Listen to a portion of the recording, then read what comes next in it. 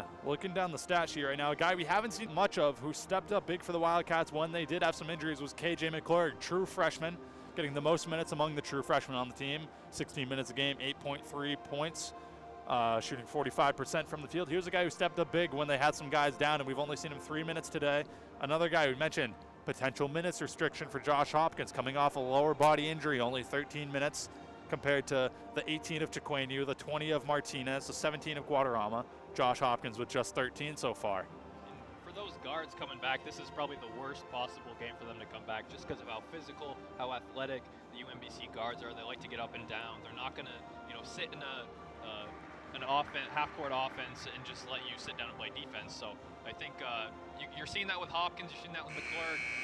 They're taking a cautious approach, not playing them too much. And as the team's set to regain the floor here, let's take a run down the stats right now. Marquis Malsby with 4, Chiquenu 6, Jada Martinez 8, Taylor Matos with 3, Quan Murphy leading the way for the Wildcats with 9, and for the Retrievers, it's going to be Brandon Horvath with 10 and LJ Owens leading with 12 and 3 rebounds. As we regain the floor here, Chiquenu under his own basket. It's going to be Wildcat basketball.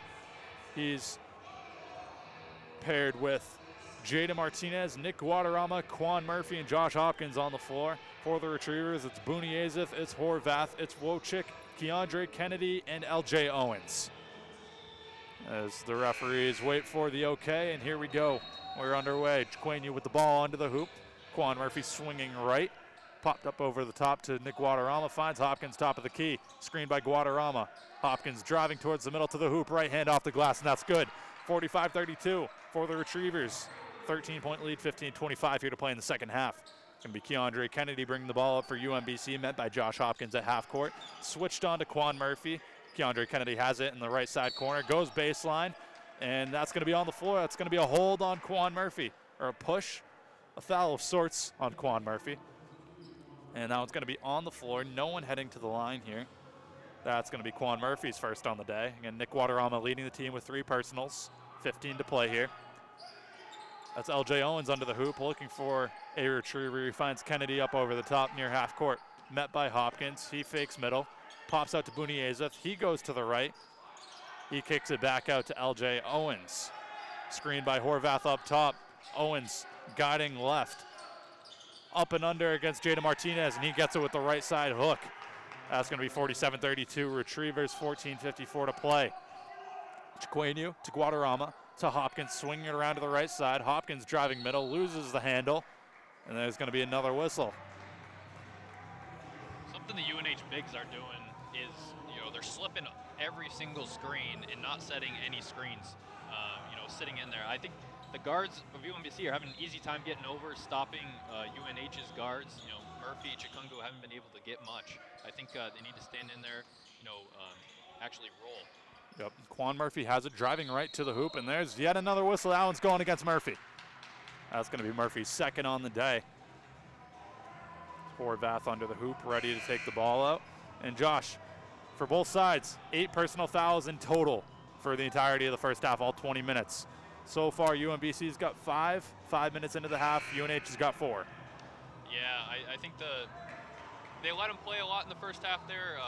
2 teams, 2 physical teams, but I think they're trying to crack down on it here, start second half, and you're seeing more free throws now. Bill Harrion will counter the UMBC run with a full court press. That's Buniazith, met by Nick Johnson in the backcourt. He crosses the Wildcat logo. He finds Horvath on the right side, foul line extended. Met by Martinez. That's Keandre Kennedy, right side corner with Hopkins on. Nick Johnson on Buniazith. Kennedy with the screen. They switch on to Hopkins. Buniazith lets it fly, and that's no good off the back iron. Guadarrama with the rebound, pushing the other way, left to right across your radio. He's met by Wojcik at the top of the key. Handoff to Chiquenu. Swing around to the left. Martinez to Nick Johnson. Johnson drives middle, stops at the elbow, pulls up. No good. Back iron. Buniazith has it, pushing the other way, right to the left across your radio. That's Wojcik.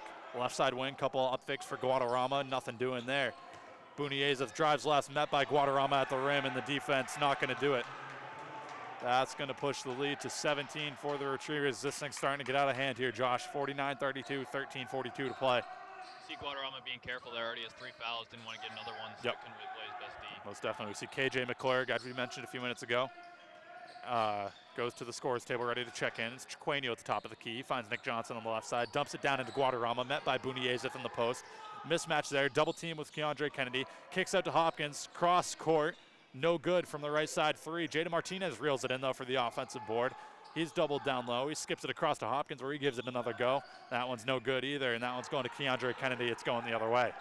Kennedy pushes it across half court. Met by Blondo Chiqueno, top of the key. Surveys the floor. UMBC more than happy to slow down the clock right now. Right side screen from Horvath. Kennedy skips it across left side corner. That's Wojcik from downtown, and he sinks it.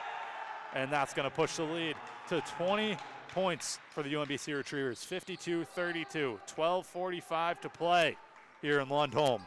Nick Johnson has it left side, goes towards the middle, kicks it back out to the left. That's Jada Martinez driving baseline, goes up, and that's going to be a charge going the other way on Jada Martinez. That was all Keandre Kennedy. On the offensive side, he gets it in a screen and roll, hits Wojcik for a three, and takes a charge. That's two terrific plays by the young player.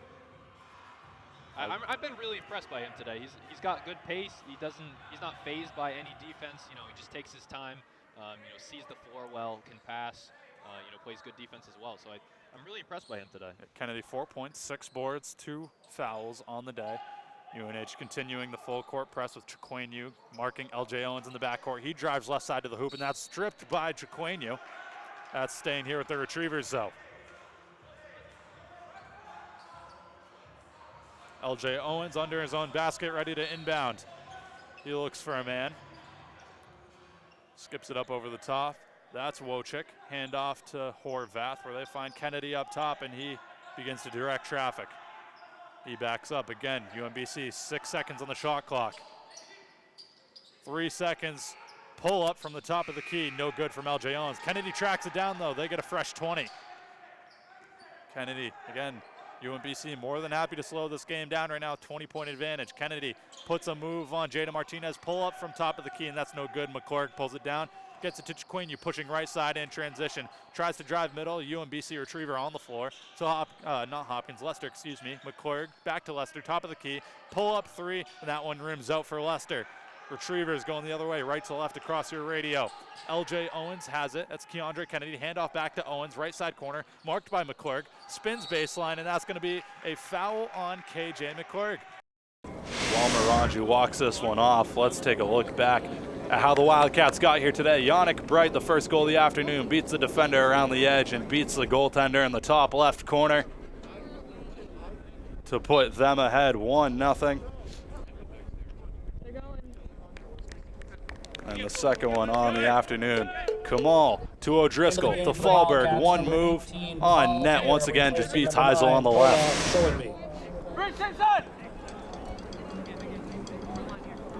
We said it at the beginning of the game, Cam. UNH loves playing with the lead. Right now, they're showing exactly why. Yes, they are. As Tola showing me has exited the contest. And it looks like we have the leading goal scorer for the Wildcats down on the pitch. That's Paul Mayer. Scored 2 last game in the 4-0 shutout of the Hartford Hawks. Mayer tied for second in goals in the America East, tied second in shots on goal, and third in shots in the conference. As Bright, O'Driscoll, and Gould converge. Has Mayer. Looking for Fallberg, nothing doing. Riverhawks clear. Pinkham will retreat and scoop this one up. Finds Bright in the middle of the field, kicks it back to Hansen. As Henneberg out to his right. Going to opt to boot this one up ahead, though. I was looking for Paul Mayer potentially. Henneberg will get it back, however. Seville to Pinkham.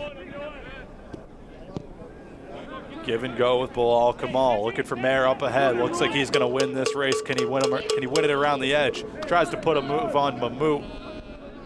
But Mamoot able to tow that one away, as we'll get another sub here for the Wildcats, it seems. See Paul Mayer there, the leading goal scorer for the Wildcats with 4 on the season, doubling his total last game against the Hawks.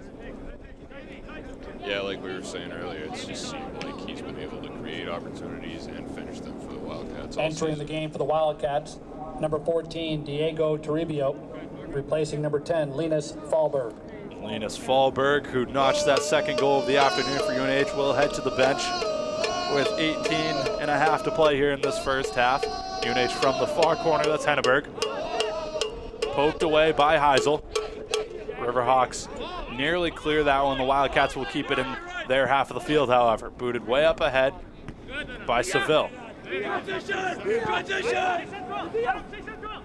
Entering the game for Linus Fallberg was Diego Torribo, the grad student from Spain. Mammoet has it. Down in the middle of that defense, as we've seen all afternoon. They'll play hot potato with it as long as the Wildcats will let them. Inching his way up the field. Kamal retreats as Mayer and Gould continue to press. I understand the Riverhawks are trying to protect the ball, but they're just going backwards. I was just gonna say, you'd think the score would be backwards the way the Riverhawks are playing right now. It seems like they're playing with a lead, trying to run some clock, but they're trailing 2 right now, 17.5 to go in the first half. Looking for their first win on the season. Bright steals that one away. Finds Torribo, the new entry into the ball game. Seville surveying the defense as Hansen flanking to his right, who finds Henneberg out to his right. Tries to beat the defender around the edge, but boots that one out of bounds. It'll be Riverhawks ball on the throw-in. Dennis Petro.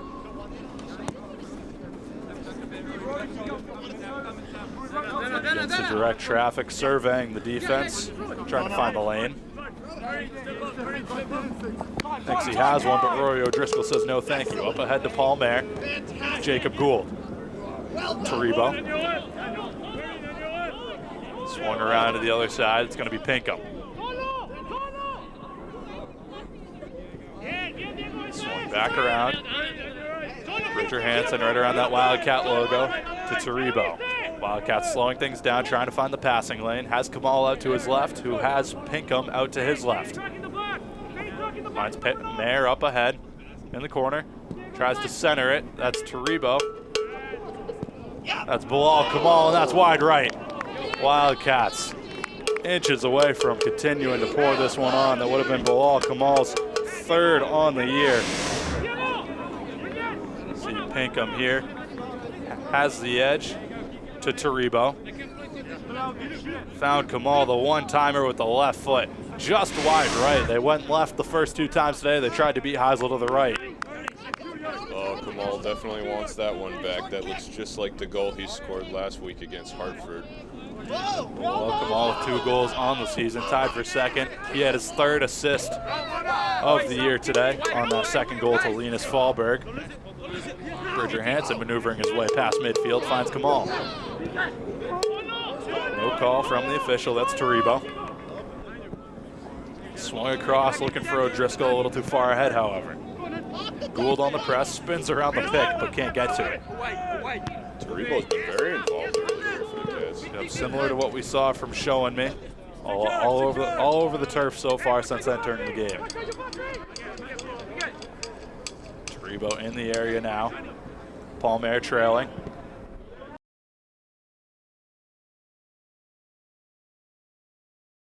Nick Guadarrama swings it around to Hopkins in the left side corner, dumped it down into Guadarrama in the post, guarded by LJ Owens, doubled by Spazojevic. He weaves his way through, kicked out to Marquis Maltzby, guarded by RJ Idlerock. Martinez to Guadarrama, swung around. Josh Hopkins dumped down in the post. His defender falls to the ground, kicks out to Guadarrama for 3, puts it in, that's good. Gives UNH a 9-point advantage, 40-31. 17:55 here to play in the second half. Darnell Rogers to Horvath, he drives left. Foul's going to be on the floor on Taylor Matos. It's going to be Matos' second on the day, I believe. Yeah, and UMBC, something that they're doing the second half is trying to get their UNH bigs in space, try to make them guard off the dribble, and it's, you know, a couple fouls here early for them. A quick change for the retriever. That's Spazojevic headed to the bench, replaced by Simon Wojcik, the junior, hailing from Poland, standing at 6'9". He's guarded by Taylor Matos. The ball gets inbounded to Brandon Horvath, switched onto by Matos. He's got him up top. He's clearing out Rum. He's trying to make something happen on the mismatch. Step back, up fake, nothing doing. Passes off to Idlerock. Dump down into the post for Horvath, guarded by Matos. Swings it around for the left-handed scoop, puts it off the glass and in. That's 40-33. 7-point Wildcat lead as Nick Guadarrama takes the ball up, pass out, half court, passes off to Martinez, dumped down into Matos in the post, guarded by Wojcik. He's trying to make something happen. He's doubled by LJ Owens, and that's going to be retriever basketball. As I believe Taylor Matos stepped on the baseline and Bill Harrion disagrees. Matos doing a little bit too much there. Felt himself coming out for the second half, made a couple shots, but needs to play his own game. Darnell Rogers will take the ball up for the Retrievers. Finds Horvath up at the top of the key. It's Wojcik swung around on the wing. Finds Rogers up top once again. Screened by Horvath. Doubled by Maltzby and Guadarrama. They get back to their assignments. Horvath pushing Guadarrama through the paint. Stolen by Marquis. Maltzby, they're going the other way. Maltzby pushing past midcourt. Marked by Darnell Rogers. Screened by Guadarrama. He takes it. Gets the switch onto Horvath. Guadarrama's open. He finds an open Jada Martinez in the corner. Drives towards the middle, nothing doing there. A couple up fakes, kicks it back out to Marquis Maltzby. 12 to shoot on the shot clock as they reset. Screened by Jada Martinez, gets the mismatch. Kicks it back out to Jada Martinez for three. Front iron, no good. He gets his own miss. He's in the left side corner, kicks it back out to Guadarrama for the fresh 20, and he sinks it from downtown. Nick Guadarrama putting on a show today after laying a goose egg yesterday. He's 21, 21 points for Guadarrama, 16 to play here in the second half of action in Lundholm Gymnasium. You're listening on 91.3 FM, WUNH Durham. I'm Cam Beall. This is Josh Morrill here for the second of a weekend back-to-back with the Retrievers and the Wildcats. RJ Iderrock to the hoop in traffic, and he lays it up and in. When Guadarrama's hitting threes like this, there's not really much you can do. Yep. You know, him playing off the bigs, he's spacing the floor today, really playing his game and getting going. Guadarrama's a guy we've seen has the ability to shoot the three coming into the weekend, just shooting 25% in 4 games, though. And today he's showing us his abilities. He's 3 for 5 from downtown with 21 points, as we mentioned. Josh Hopkins probing the defense, nothing there. Kicks it back out to Guadarrama. He's at the foul line trying to find a teammate. Nobody's there. He spins around, puts a shot up with 4 on the shot clock, and that one falls. Goodness. Everything's going in for him so far. Guadarrama shooting 8 for 15 right now from the field, 3 from 5 for downtown. 23 points on the afternoon, leading the Wildcats. Taylor Matos has reached that double-double, by the way, Josh, that I mentioned earlier, 11 points, 10 boards. That's LJ Owens driving to the hoop on Josh Hopkins. He lays it up, no good. Matos has the miss. Maltzby pushing the other way. The Retrievers have numbers, though. Maltzby pulls it back out as he plans to reset. Has the mismatch on the 6'10 Wojcik. Guadarrama looks for Matos in the post. He's got LJ Owens on him as he tries to take advantage of the size matchup. He gets it up, no good, and that one goes out. That's going to be Retriever basketball. UNH playing 3 bigs out there. Martinez, Guadarrama, and Matos. But something that they're getting is matchups down low that they like. Guadarrama saw Matos with LJ Owens on him there, got him the ball, made a concerted effort to get it down low. And when they have been getting those matchups that they like, they have been exploiting them better than they did yesterday, and that's been a difference. And the 3 big lineup is interesting, Josh. A guy who we haven't seen at all today, who I'm just not realizing, Chris Lester. Chris Lester hasn't entered the game after we think he rolled his ankle yesterday. We saw him getting tended to by the trainers over on the sideline over near the tunnel. And we saw him doing sprints back and forth. It looked like he was going to be good to go today. He was active in warm-ups. He was out there. I asked Coach about it post-game yesterday, and he said he kind of downplayed it. Didn't seem like too big of an issue. He said he has had ankle issues in the past, but it didn't seem like it was going to linger too much in today, which was something we feared yesterday when it happened. We saw the same thing happen with Guadarrama when he hit his head.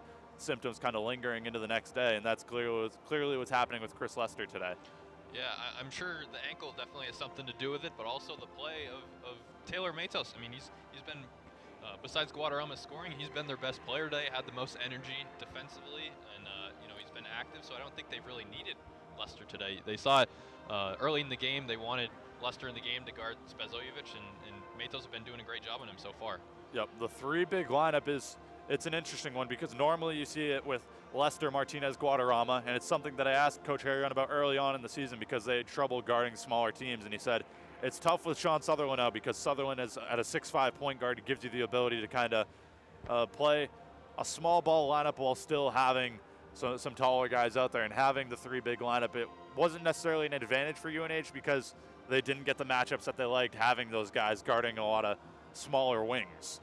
But obviously against this UMBC Retriever team, when you have Spazojevic, you have Brandon Horvath standing at 6'10", Wojcik at 6'9", Nathan Johnson off the bench at 6'7". It's a big team, and you need the three bigs for a matchup like this. Yeah, exactly. And a big difference is UMBC is not hitting their threes, and UNH is. And coming into the weekend, we thought that could be a key, and yesterday it was kind of flipped. So, that's why UNH has a 10-point lead here. And credit to Guadarrama, he's picked up his play quite a bit, hitting key trays, and both Martinez and him, making big shots down the stretch. Yep, we take a look at the field goal percentages for both sides right now. UMBC does have the edge in field goal percentage, 48-40, but 3-point. UMBC shooting just 16% compared to the Wildcats 40. They're 6 for 15, and UMBC just 1 for 6 on the afternoon. As we're set to regain action in Lundholm Gymnasium, you're listening on 91.3 on that FM dial. This is WUNH Durham. I'm Cam Beall. This is Josh Morrow on the call. For the Wildcats, we have Josh Hopkins, Marquis Malsby, Nick Guadarrama, Jada Martinez, and Chris Lester, just mentioned, entering the game for the first time today. 15 minutes here to play for the Retrievers. They've got Keandre Kennedy, Brandon Horvath, LJ Owens, RJ Edelrock, and Wojcik filling out the 5. Keandre Kennedy swings it back around up top, marked by Josh Hopkins. High screen by Wojcik. They look for the roll, nothing there. They get him on a pop. Swung around to LJ Owens, dumped down to Horvath in the paint. Jada Martinez recovers, but Horvath lays it in with the left. That's going to be 45-37 for the Wildcats. 14 and a half here to play in the second half.